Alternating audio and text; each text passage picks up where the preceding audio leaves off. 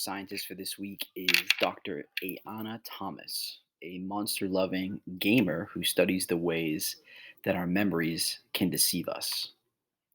She loves video and board games, travel, horror films, monster inspired tattoos, and animal rights. She wants to know, how do our experiences shape the way we view the world? Why is memory so easily distorted, and what can we do about it? She studies psychology. Psychology is the study of human behavior and the mind. Dr. Thomas works in a lab with lots of computers and rooms where she can run experiments with other people. She spends her days teaching, mentoring students, conducting research, and writing papers about the results. Our memories aren't always accurate. In fact, we're really good at unintentionally remembering things that never actually happened. Dr. Thomas studies memory, how it gets distorted, and what we can do to recognize or even avoid some of those errors.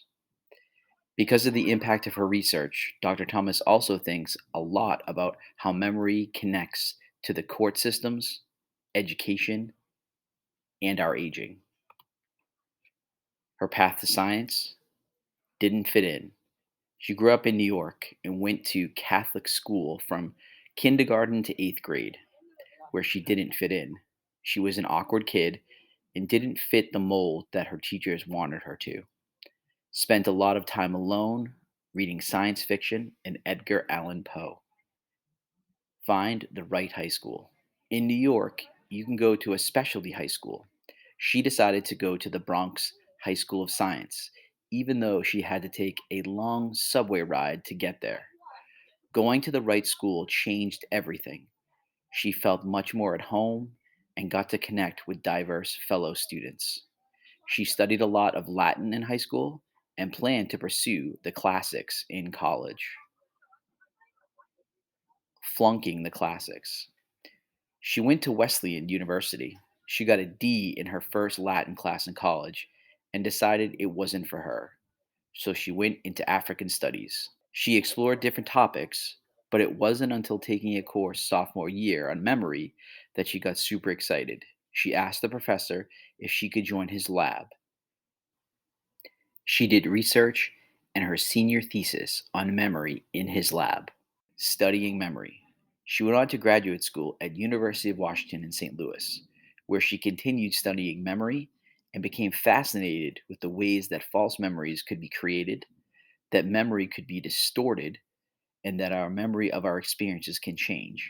She received the American Psychology Association Fellowship for Minority Students, which funded one of her years. She also started to face casual sexism and racism, making real world connections. She is now a professor at Tufts University. She's become increasingly interested in how our understanding of memory can inform classrooms, courtrooms, and other parts of our everyday life. She works on connecting memory research to real world applications. In addition to running her research lab, she also helped found a program to support diverse students in the social sciences. Her advice: find your inner confidence. As a woman, and as a woman of color specifically, you can face a lot of casual racism and sexism in science. That's true in any field. But in science, it's important to remember that people who stand in your way or bring you down or doubt that you belong are wrong. It's not a reflection of your actual abilities. Focus on what interests you, then keep practicing. Whatever you choose to do, it's going to take work. Some things will come easy and some things will be hard. The important thing is for you to be prepared for that. You have to expect that frustration is inevitable.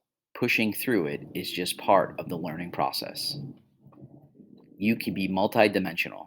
The stereotypes about scientists all being boring and antisocial aren't true. Scientists have all sorts of different interests and personalities and hobbies outside of science. Some are sporty, some are creative, some are gamers. Even if you spend a lot of time in the lab, that doesn't mean you can't still do a lot of the other things you love. And her final quote: If you have the interest and you pair that with lots of hours of practice, you're good.